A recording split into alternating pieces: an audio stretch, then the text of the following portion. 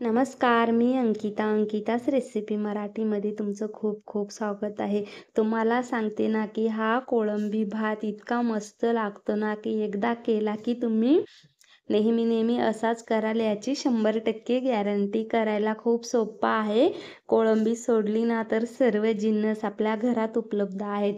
बिर्याणीलाही मागे टाकेल अशी चव येते. इथे मी अर्धा किलो अशी फ्रेश कोळंबी घेतले.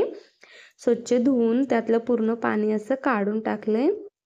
आता आपण त्यामध्ये टाकणार आहोत लिंबाचा रस, चवीनुसार मीठ आणि हे असं सर्व कोळंबीला आपण मिक्स करून 10 मिनिटासाठी असं मॅरिनेट करण्यासाठी ठेवणार आहोत. जेणेकरून आपला कोळंबीला असा वशट वास राहत नाही आणि खायला खूप अशी छान चव येते. इथे बिर्याणी बनवण्यासाठी लागणारे साहित्य: मिडियम आकाराचे 2 कांदे, 2 टोमॅटो असे एक बारीक करून घेतलाय, एक असा मोठ्या फोडी ठेवल्यात, खडे मसाले, गरम मसाले, कोथिंबीर, अद्रक लसूण पेस्ट. आपल्याकडे घरामध्ये जेवढे गरम मसाले असतील तेवढे ॲड केले तरी चालेल. इथे कढई पण छान गरम झाली, तेल पण मस्त गरम झाले. आता त्यामध्ये टाकूयात जिरे छान असे फुलू द्यायचे. टाकूयात कढीपत्ता असा छान तडतडू द्यायचा.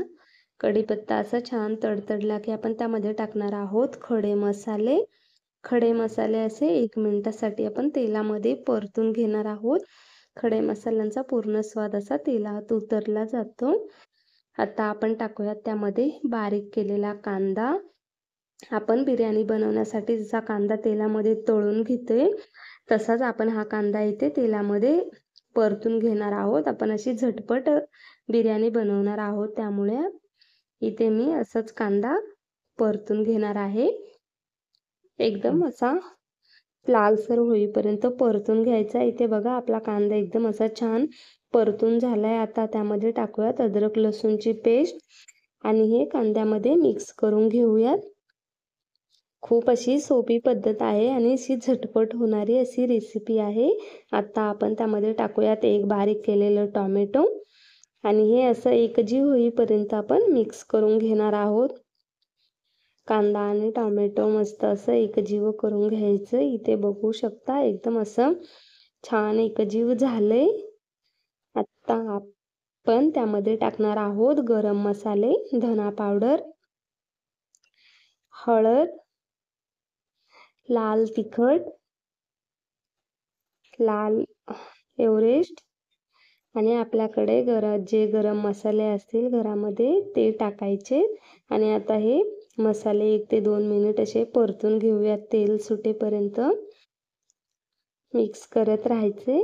इथे आपले असे सर्व मसाले छान मस्त परतून झाले. आता टाकूयात बारीक केलेली कोथिंबीर. आता पुन्हा ही कोथिंबीर आपण मसाल्यामध्ये मिक्स करून घेऊयात. एकदम छान असे आपले मसाले मिक्स झालेत. आता आपण जी कोळंबी ठेवली होती मॅरिनेट करण्यासाठी ती टाकणार आहोत आणि अशी छान मिक्स करून घेणार आहोत.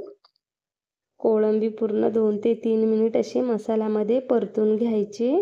पूर्ण मसाला असा कोळंबीला लागेपर्यंत परतायचा आहे आपल्याला. इथे आपली कोळंबी पण अशी छान मस्त अशी परतून झाली. आता आपण कोळंबी भात बनवायला सुरुवात करूया. इथे मी आपले बासमतीचे तांदूळ 10 ते 15 मिनिटं भिजत ठेवून निथळवून सुके करून घेतले. तुमच्याकडे जो अवेलेबल असेल तो तांदूळ वापरला तरीही चालेल. आणि आता आपण हे असं हलक्या हाताने एकदम मिक्स करायचे. तांदूळ भिजवल्यावरती त्यांचा तुकडा होऊ नये म्हणून इथे असं हलक्या हाताने एकदम तांदूळ आपला कडक होईपर्यंत फ्राय करत राहायचे. आणि तांदूळ फ्राय झाल्यानंतर आपण गरम पाणी टाकणार आहोत. त्याने भात असा लवकर शिजतो आणि बिर्याणीला चव पण एकदम छान येते. इथे आता छान असं गरम पाणी टाकलंय आणि सर्व असं मिक्स करून ढवळून घेतले बिर्याणी. आता आपण मस्त अशी उकळी येऊ देऊयात. आता टाकूयात चवीनुसार मीठ टाकून पुन्हा एकदा आपण मिक्स करून घेऊयात. छान असं कोळंबी आणि भात असं आता छान अशी उकळी आली. आपण 2 टोमॅटो कापले होते त्यामधला ज्याच्या मोठे पीसेस केले होते ते टोमॅटो टाकणार आहोत. हिरवी मिरची आत्ता टाकूयात आपण बारीक केलेली कोथिंबीर आणि छान अशी मस्त उकळी येऊ द्यायची स्लो गॅसवरती. जास्त झटपट एकदम अशी फास्ट होणारी रेसिपी आहे आणि कमी साहित्यात इथे आपली कोळंबी भात कोळंबी बिर्याणी बनून तयार आहे. कशी वाटली तुम्हाला रेसिपी नक्की कमेंट करून सांगा. आवडली असेल तर लाईक करा, शेअर करा. अशाच नवनवीन रेसिपी बघण्यासाठी चॅनलला सबस्क्राईब करा. धन्यवाद.